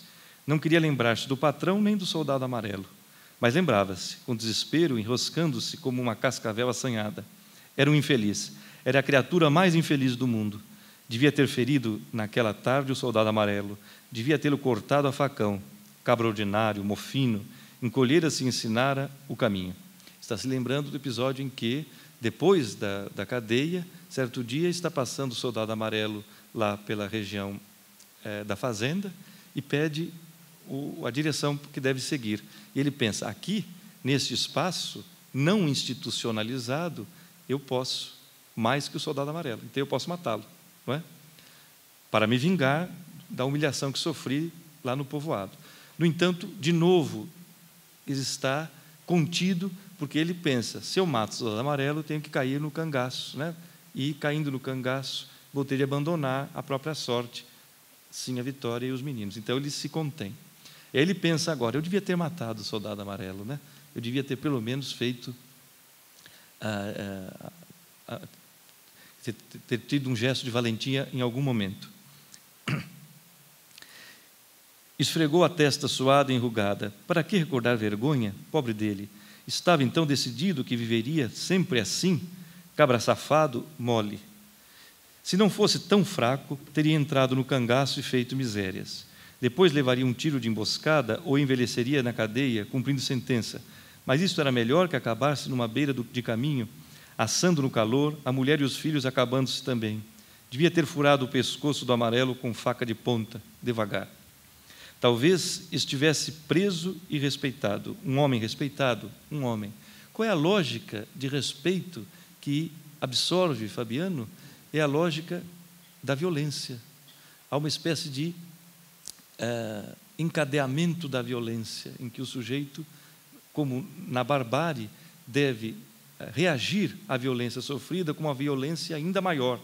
Ou seja, como ele deveria reagir à humilhação que sofreu do soldado amarelo, matando barbaramente o soldado amarelo. É isso. Essa é uma reação de barbárie, claramente. Ou seja, a violência cria um jogo recíproco do qual ninguém pode sair, não é? Porque é o jogo bárbaro. Mas isso é o que ele pensa inicialmente. Devia ter furado o pescoço do amarelo com faca de ponta devagar. Talvez estivesse preso e respeitado, um homem respeitado, um homem. Veja que volta essa ideia de que o que é a imagem do homem, não é? É o homem que é capaz de praticar a violência. É o mundo de lógica invertida. Assim como estava, ninguém podia respeitá-lo. Não era homem, não era nada. Aguentava zinco no lombo e não se vingava. E aí, de novo, simetricamente, como é tão raro neste livro, vem uma fala antecedida de travessão, portanto, em discurso direto. Fabiano, de novo, sozinho, tem um momento de fala. E a fala é a seguinte: Fabiano, meu filho, tem coragem. Tem vergonha, Fabiano, mata o soldado amarelo. Os soldados amarelos são os desgraçados que precisam morrer. Mata o soldado amarelo e os que mandam nele. De novo, vem esta frase com um desdobramento. Fabiano, meu filho, tem coragem. E aí nós, leitores, podemos nos perguntar, esse discurso direto, esta fala que aqui surge após a travessão, é de quem? É de Fabiano para si mesmo ou é do narrador para Fabiano? Porque vejam, Fabiano, meu filho, tem coragem. Como nós sabemos pela outra passagem que ele pode se referir a si mesmo na terceira pessoa, é verossímil que a fala seja de Fabiano, não é? Fabiano, meu filho, tem coragem. Mas é também verossímil que nós pensemos, esta fala é o momento limite em que o narrador sopra alguma coisa no ouvido de Fabiano, não é? Porque vejam, Fabiano, meu filho, tem coragem. Este é o limite, e repito, nós não ganhamos em decidir se a fala é de um ou de outro. Parece que este é o momento limite da fronteira entre a fala do narrador e da fala de Fabiano. Esse é o momento talvez único em que os dois falem no mesmo compasso, não é? E o que os dois dizem? Isso que é importante, sendo esta fala de quem for. Tem coragem, tem vergonha, Fabiano, mata o soldado amarelo. É o primeiro momento desta imagem de violência, não é? Os soldados amarelos são os desgraçados que precisam morrer. Mata o soldado amarelo e os que mandam nele. Qual é a parte seguinte? Mata o soldado amarelo é a vingança direta da humilhação. Mas o que é o raciocínio que se desdobra em mata o soldado amarelo e os que mandam nele? É o raciocínio de que aquele mundo de barbárie e de violência está regido por outras visões. Não é o soldado amarelo propriamente. O soldado amarelo é só um reflexo de um sistema inteiro corrompido de barbárie e de injustiça. Então, mata o soldado amarelo e os que mandam nele.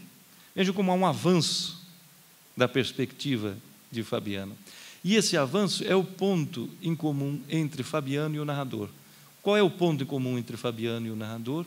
Eles têm um inimigo em comum, que é o sistema que tanto esmaga material e moralmente o miserável Fabiano, como também esmaga moral e criticamente o intelectual que escreve esse romance.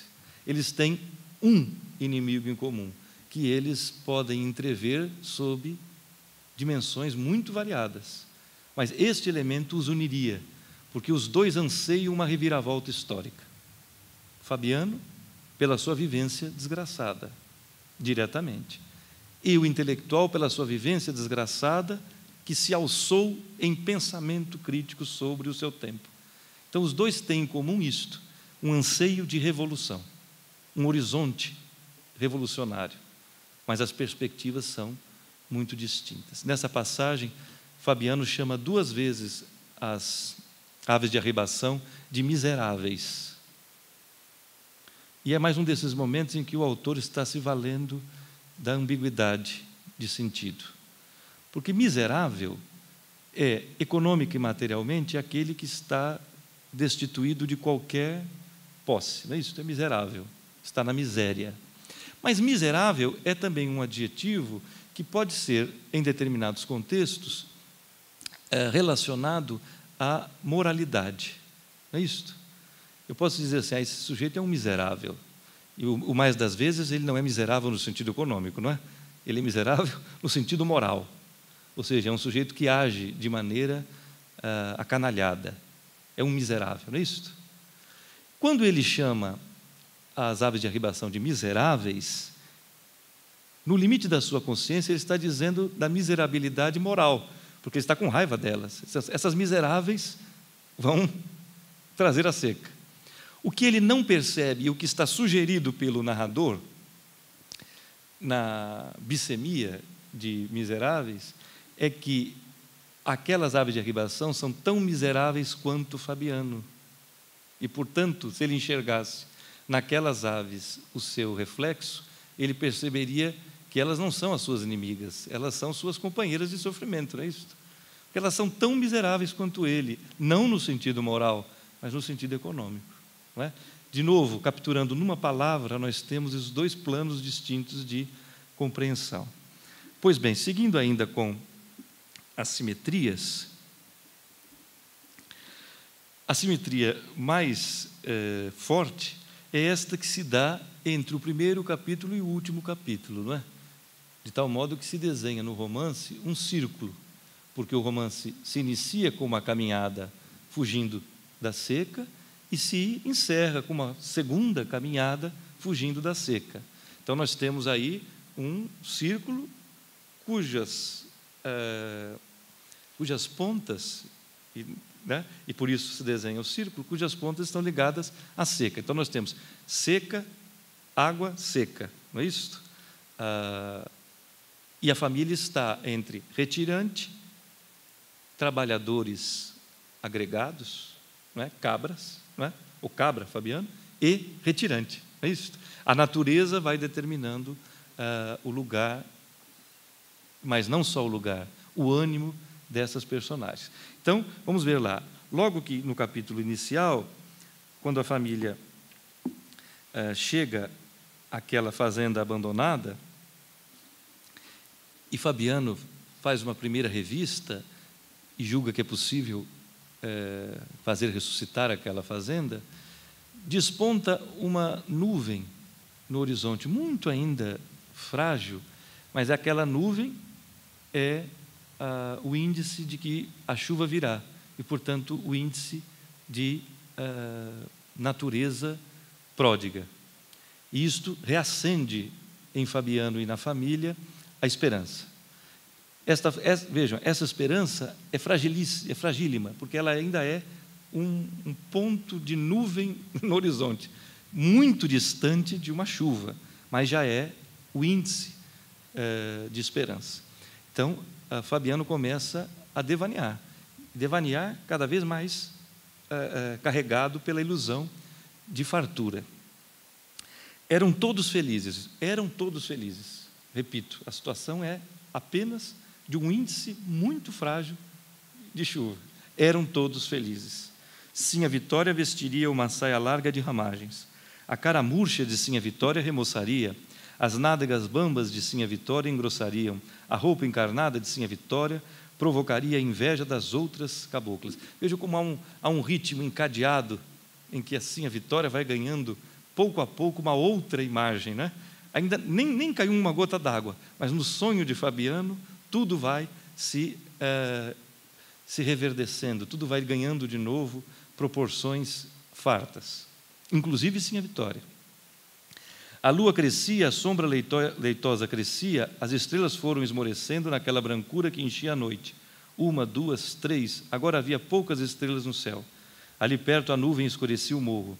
A fazenda renasceria, e ele, Fabiano, seria o vaqueiro. Para bem dizer, seria dono daquele mundo. Qual é o tempo verbal que o narrador utiliza aqui?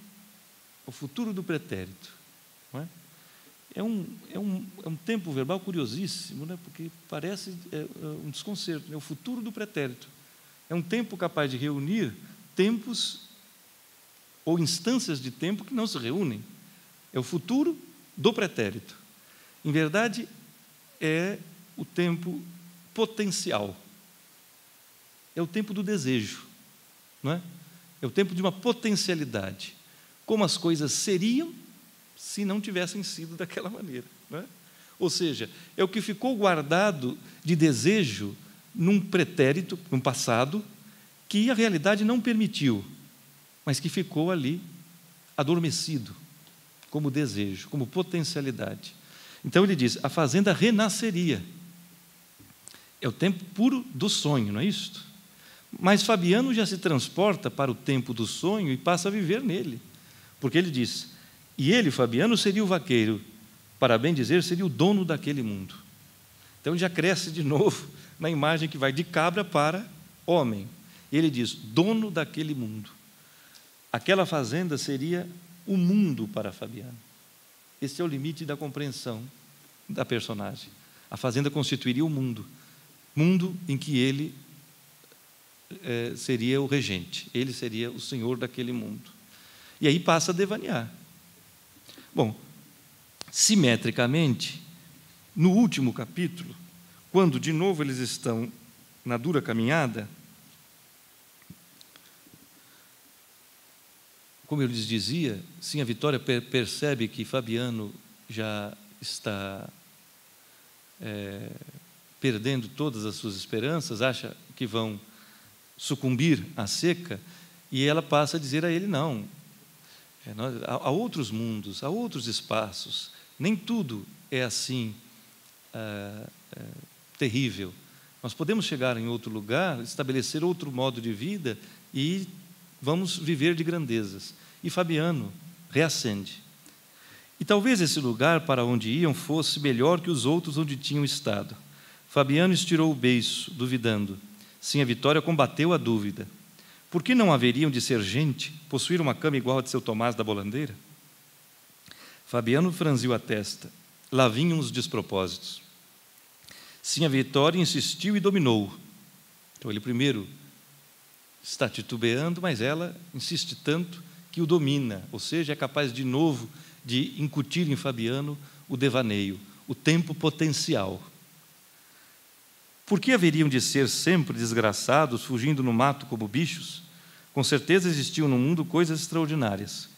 Podiam viver escondidos como bichos? Fabiano respondeu que não podiam.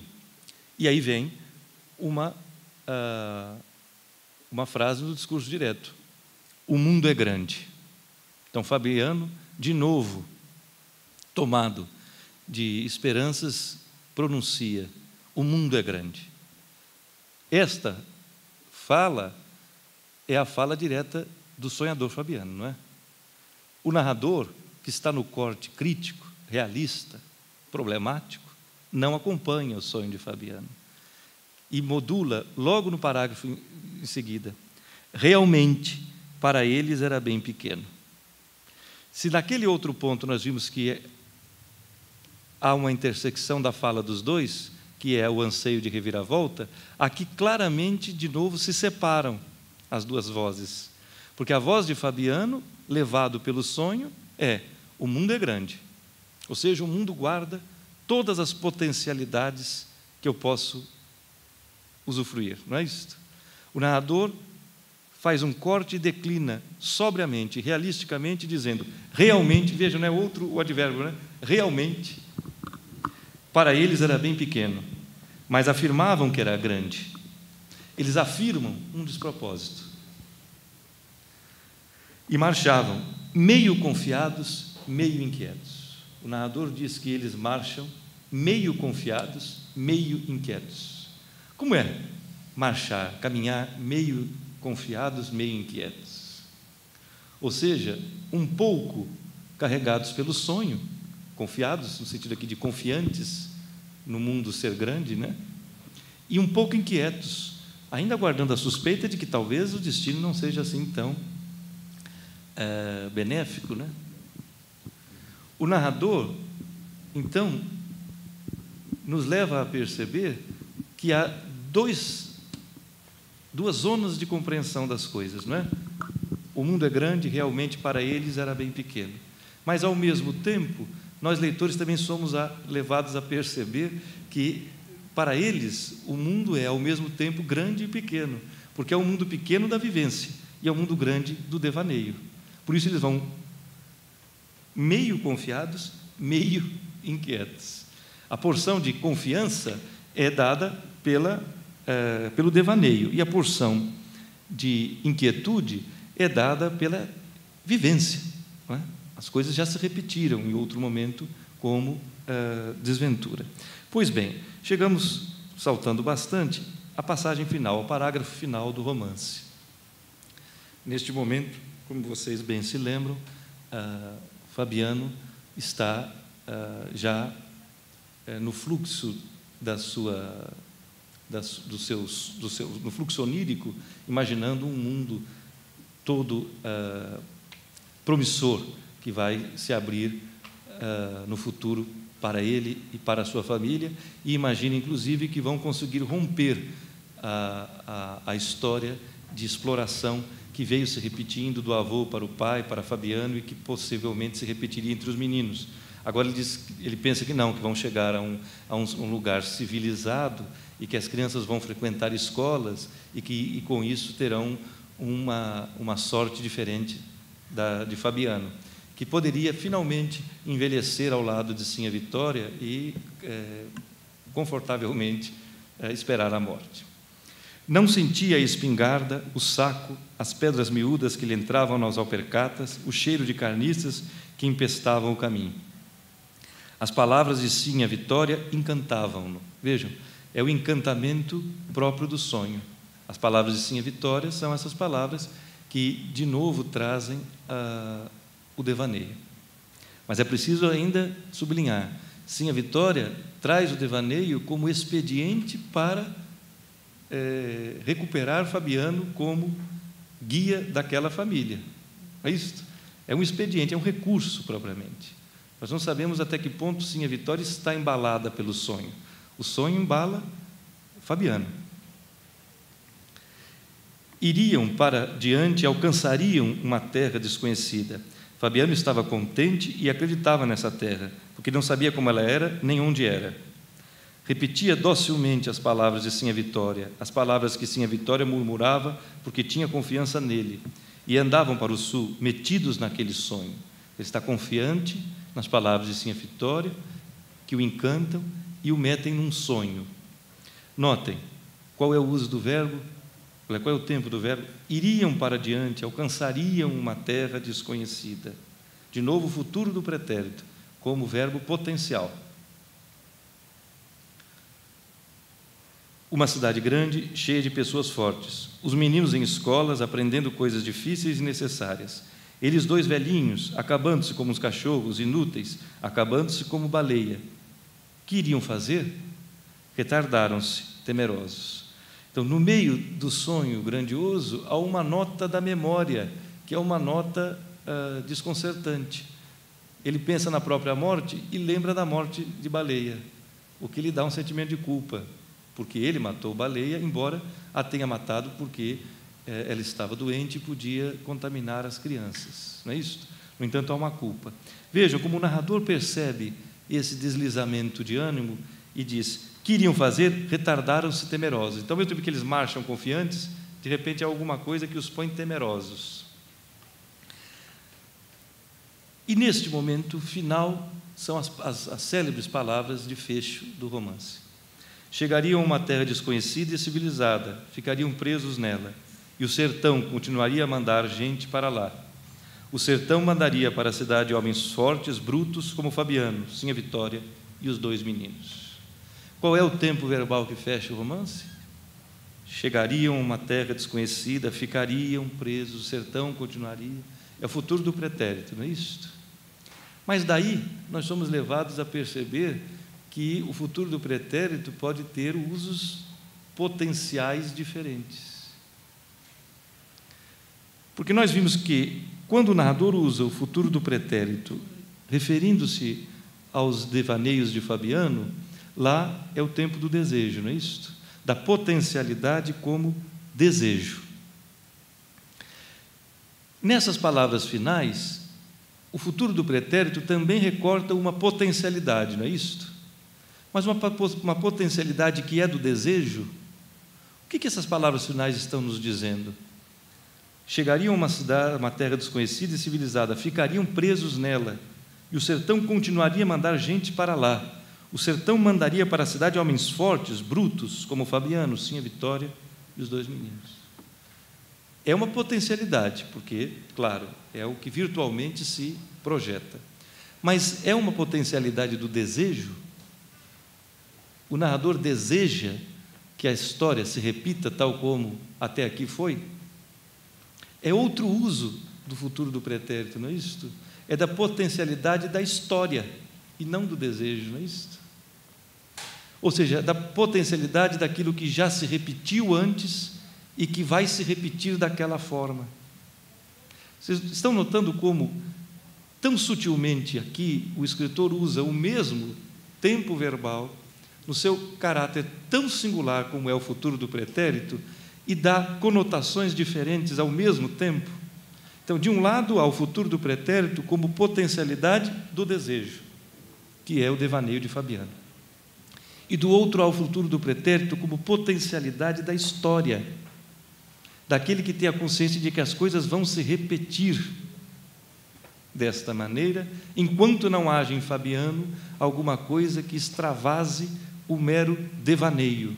Ou seja, enquanto não haja para Fabiano uma consciência formada que efetivamente o faça agente da mudança histórica. Enquanto não se conjuguem os dois planos de consciência, a do intelectual, homem letrado, reflexivo e crítico que está na consciência da história, e a consciência precária, limitada, porém dramática, que é da personagem. Não é isto? Bom, vocês veem que o livro se fecha e não se fecha, por isso a sua estrutura circular, porque isso não se resolveu na história e, portanto, tem de se abrir de novo como dramaticidade que está exposta, mas que também guarda algum tipo de esperança. O grande crítico Otto Maria Carpo, referindo-se a Vidas Secas, dentro da obra de Graciliano, disse que se trata do livro, dentre os que escreveu Graciliano, relativamente mais sereno, relativamente mais otimista. E é uma opinião, muitas vezes, difícil de assimilar, não é? Porque, se nós tomamos só os adjetivos, sereno, otimista, onde é que está o otimismo? É um livro otimista? Bom, de um lado há a perspectiva crítica, como nós vimos, da circularidade na história, que ainda exige transformação, não é isso? Mas, de outro lado, há o devaneio problemático em Fabiano. Se as duas coisas se conjugam, a história se rompe, não é? A história, no sentido de processo, se rompe. Então, talvez a chave para a opinião do Carpo esteja no advérbio, né? Relativamente mais sereno, relativamente mais otimista. O que é o relativo aí? O relativo justamente aponta esta relação que se tensiona o tempo todo entre duas vozes e dois olhares. E como nós, leitores, estamos, repito, né, entre as duas vozes e os dois olhares, né? Então, é o livro relativamente mais otimista, né? Porque há algum recorte, ou pelo devaneio, ou pela consciência crítica, de que a história precisa se transformar. De todo modo, nós, leitores, entre esses dois planos, seguramente não saímos do livro sem a nossa inquietude, não é? Não saímos do livro sem um princípio de compaixão. E, principalmente, não saímos mais do livro com uma visão determinista destas personagens, não é? O que seria a visão determinista dessas personagens? Olhá-las sob o viés do desprezo, como o próprio Graciliano havia apontado nos livros anteriores. O que significaria isso? Olhá-las como figuras humanas que estão em posição inferior à nossa própria sensibilidade diante do mundo, não é? Quer dizer, esse desprezo que daria um caráter cômico e baixo, seguramente já desapareceu. Talvez isso explique a sobrevida enorme desse livro, que ainda nos desafia a uma compreensão. Bom, mas hoje era isso. Obrigado.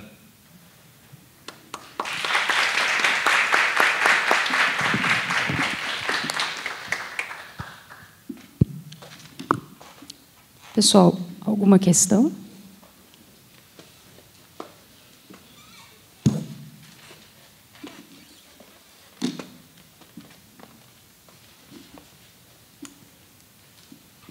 Nenhuma pergunta? Dou-lhe uma. O que ela quer fazer?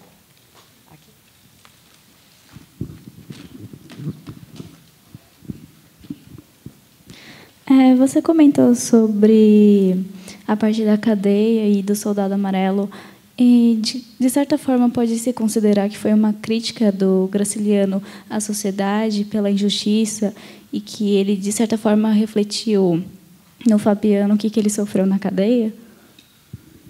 Eu acho que sim, né? Quer dizer, essa ideia de uma crítica social está pelo romance inteiro, não há dúvida, né? E, no caso, como nós vimos nessa passagem do capítulo Cadeia, a crítica está, de um lado, posta na imagem de um arbítrio. O Soldado Amarelo prende Fabiano, embora Fabiano não tenha cometido nenhuma infração, porque ele, Soldado Amarelo, está descontente com a própria sorte no jogo e precisa descontar em alguém, não é? Então, há um arbítrio, no sentido daquilo que se institui como ordem, mas que tem no seu centro uma lógica despropositada, não é? De outro lado, a crítica social é mais extensiva na ideia de um Fabiano que está tão socialmente e pessoalmente diminuído que não pode sequer reclamar quanto à própria injustiça que sofre. No entanto, está, se não de todo consciente, muito inquieto com respeito a essa injustiça, não é? Ele repete uma frase, em alguns momentos do romance, que é uma frase feita: apanhar do governo não é desfeita, não é? Ora, esta é a frase da ordem estabelecida, determinista. Apanhar do governo não é desfeita. Por quê? Porque o governo é uma ordem naturalmente superior e não historicamente formada, não é? Ora, ele repete isso na tentativa de aquietar-se, mas ele intimamente não absorve essa ideia, porque ele apanha do governo pelo braço metonímico do Soldado Amarelo, e, no entanto, é desfeita, não é? É uma desfeita dessa natureza. Agora, a relação entre o que o Graciliano havia pessoalmente sofrido logo antes, eu acho possível, porque ele foi preso justamente como uma maneira de arbítrio, não é? Nem processo se constituiu contra ele, não é? E o que ele sofreu na prisão era um pouco ainda maior do que sofreu o Fabiano. Agora, o que há de, me parece, o que há de verdadeiramente expressivo é que isso não se traduziu por uma denúncia direta. O Graciliano, como artista, encontrou uma maneira oblíqua e, portanto, muito mais significativa de dizer desse sentimento de injustiça. Ou seja, em vez de fazer o discurso direto, reclamando, não é, queixando-se daquilo que ele havia sofrido, ele consegue projetar artisticamente isto no outro, que seria, inicialmente, o seu outro completo, né? Aparentemente, Fabiano seria o oposto exato do intelectual Graciliano Ramos. No entanto, este aparente oposto exato é trazido para perto do intelectual Graciliano, mantendo-se as diferenças entre os dois, não é? Quer dizer, ele só viria a fazer as suas memórias do cárcere muitos anos depois, quando já havia ganho uma distância reflexiva da própria experiência no cárcere, não é? Naquele primeiro momento, ele encontra uma maneira, como eu dizia, oblíqua de representação, né? No sentido mesmo da transfiguração da arte, como eu dizia antes, né? Agora, sem dúvida, ali é uma espécie assim não de reflexo direto, né? Mas de representação daquele mundo bárbaro em que as coisas ganham aparente autoridade e que guardam só o sentido autoritário, não é? Qualquer proximidade com os dias que correm não é casual. Obrigada.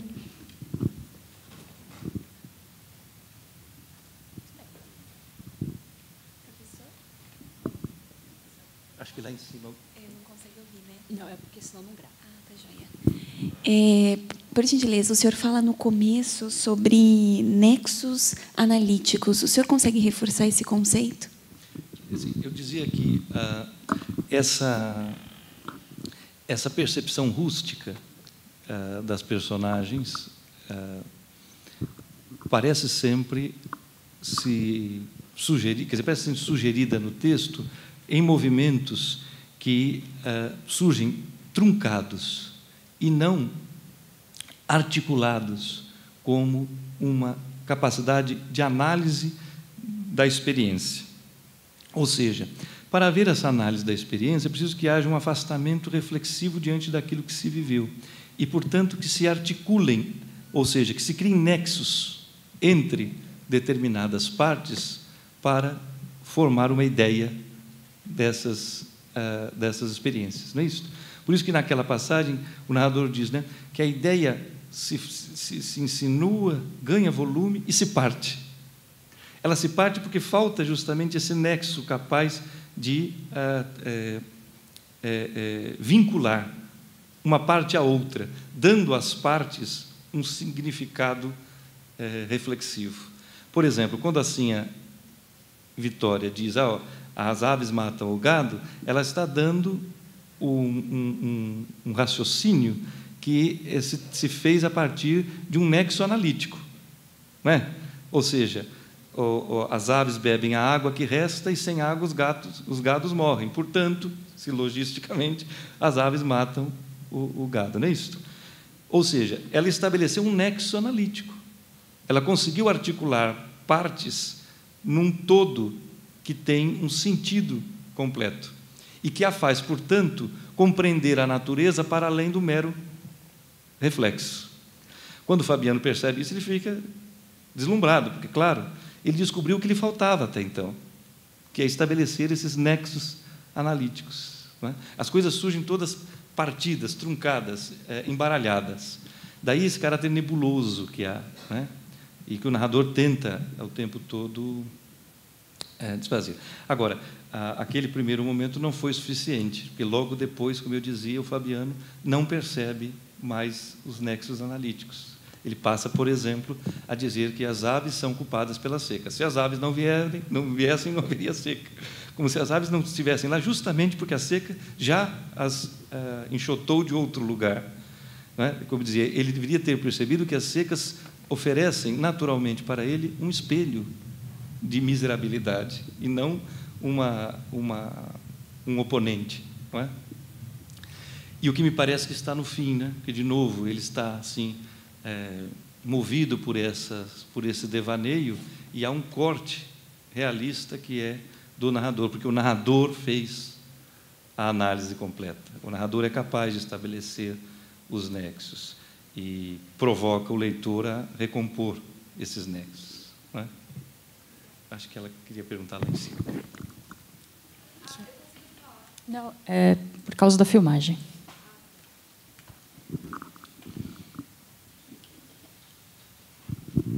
Obrigada. Oi, você falou que o livro ele tem um caráter meio otimista em relação à seca, e eu não entendi muito bem o porquê desse otimismo. Para mim, ele tinha uma visão mais pessimista. Se você conseguir explicar para mim. Assim, não, eu não acho que tenha um caráter otimista em relação à seca, porque a seca é uma questão natural. Não é? O que eu dizia aqui, o Carpo diz que é um livro relativamente mais otimista do Graciliano, que é um autor, se não pessimista, seguramente cético. Ou seja, a diferença entre filosoficamente, a diferença entre o pessimista e o cético é que o pessimista está seguro de que as coisas vão dar errado, né? Ou seja, o pessimista está seguro na negatividade. O cético está ligado à dúvida. Ou seja, o cético não tem certeza de que as coisas terão um fim negativo. Ele tem a dúvida entre as duas possibilidades, não é? Então, parece mais, talvez, justo dizer que Graciliano é um autor cético, um autor que imprime a dúvida sobre tudo, não é? E tanto imprime a dúvida sobre tudo, que imprime a dúvida sobre a própria visão das coisas, o que o leva a também considerar, examinar a visão do outro, que é, no caso, Fabiano. Um autor restritamente pessimista teria visto Fabiano com desprezo, não é? Mas a ideia do relativamente otimista parece se abrir justamente nesse aspecto que vai entre as duas visões potenciais. Ou seja, uma está em relação à outra, né? A ideia do relativismo, ou seja, do relativo, está sempre implica haver dois pontos que estão postos em relação. Então, esses dois pontos que estão postos em relação no romance são, primordialmente, a visão devaneante de Fabiano, embora dramática, e a visão crítica, sóbria, realista do narrador. Talvez o que o Carpo queira sugerir é isto. Uma posta em relação à outra dá algum otimismo, que talvez exista em menor grau nos outros livros do escritor, não é? Porque neste ele consegue estabelecer a relação entre a sua visão e a visão do outro. E, neste sentido, talvez o otimismo se recorte da ideia de que, se houver em algum momento histórico o ajuste entre essas duas visões, as coisas podem se transformar, entende? Relativamente entre esses dois olhares. Isso não está encenado no romance. Isso não é um romance de revolução no sentido como foi, por exemplo, contemporâneo a esse romance, os romances de socialismo revolucionário, por exemplo, de Jorge Amado, em que a revolução aparecia encenada propriamente, não é? Aqui não, aqui a revolução está como uma potencialidade dramática no tempo. Infelizmente, 80 anos depois, não somos herdeiros de alguma coisa que seja da efetividade histórica, né? Mas o livro tinha, ao menos parece, essa projeção crítica, mas que ainda concebia a história como uma reviravolta potencial. Não sei se fica mais ou menos relativo. Bom, pessoal, então, queria mais uma vez agradecer a presença de vocês e especialmente agradecer a presença do professor Erwin pela excelente palestra. Uma boa semana para vocês. Obrigado, Luiz.